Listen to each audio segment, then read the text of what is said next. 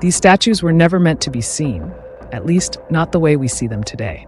On Easter Island, hundreds of massive stone faces stare across the land. Exposed, silent, mysterious. But here's the contradiction. Most of their bodies were never supposed to be above ground. In fact, what tourists photograph isn't even the full statue. Archaeologists later discovered something shocking. These heads have full bodies, buried deep beneath the earth. So why were they hidden? Why carve something so massive, only to cover it up? And more importantly, who were they really made for? Before we go further, one quick thing. Please subscribe to our YouTube channel, because no one else can give you research-driven videos like ours. Now here's what researchers noticed. The Moai were not randomly placed. Almost all of them face inward, toward the villages, toward the people. Not the ocean, not invaders, not enemies. That alone breaks the popular myth. If these statues were meant to warn outsiders, they would face the sea, but they don't. Instead, they watch over daily life. Archaeologists believe this was intentional. The Moai may have represented powerful ancestors, leaders, protectors, but that raises a disturbing question. If they were guardians, why were their bodies buried? Why hide the very symbols meant to protect? And why did later generations stop raising them altogether? For decades, people believed the Moai were just heads. That assumption lasted far longer than it should have. Then archaeologists began excavating the soil.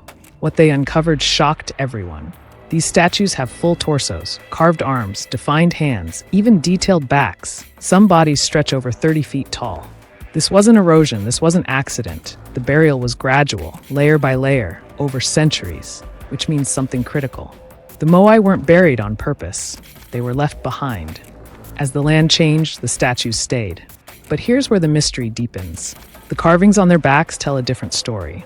Symbols, patterns, petroglyphs, details no one was ever meant to see. So why carve messages on parts destined to disappear underground? Who were those markings meant for? The Moai were not just art, they were part of a living system. Each statue stood on a stone platform called an ahu. These platforms aligned with villages, with farmland, with freshwater sources. Archaeologists believe the Moai symbolized ancestral power, a force called mana. Mana was protection. Mana was fertility. Mana was balance. As long as the statues stood, the society believed order would remain. But Easter Island began to change. Trees disappeared, soil eroded, food became scarce, and suddenly the Moai stopped rising. Not because they forgot how, but because the belief behind them was breaking.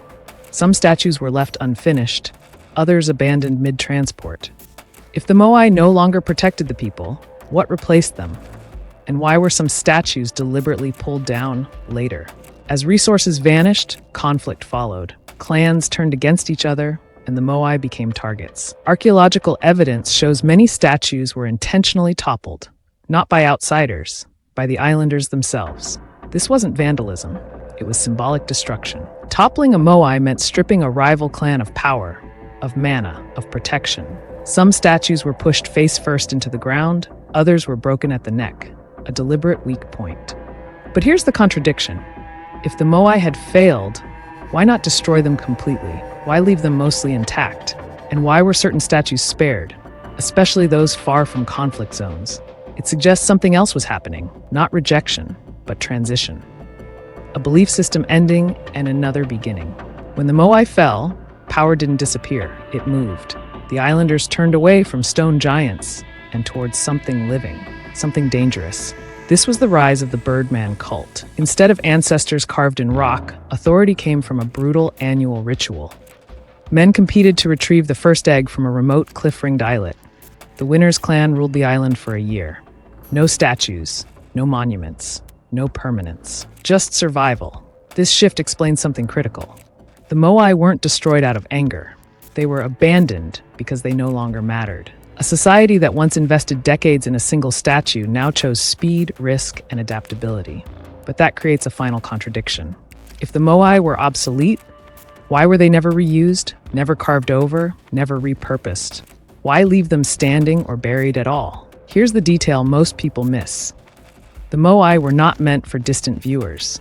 They weren't built to impress travelers or future civilizations. They were built for the villages behind them. From most living areas, only the upper body mattered.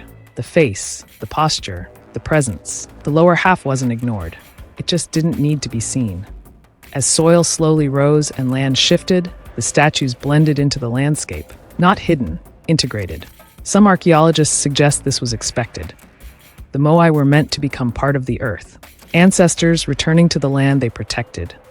That reframes everything. They weren't monuments frozen in time. They were living symbols, meant to change, meant to fade. But there's one more problem. If fading was acceptable, why carve such extreme detail on the backs? Why leave messages no human would ever read? The carvings on the Moai backs weren't random.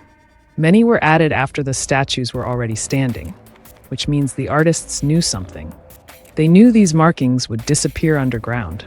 Archaeologists link these symbols to ritual authority, clan identity, spiritual rank, not decoration, communication, but not between people. In Rapa Nui belief, ancestors didn't leave. They watched, from the land, from the soil, from below. These carvings may have been meant for them, a record, a signature, a reminder of loyalty. So when the Moai slowly sank into the earth, the messages didn't vanish. They moved closer to the ancestors themselves. That flips the entire narrative. The statues weren't hidden by accident.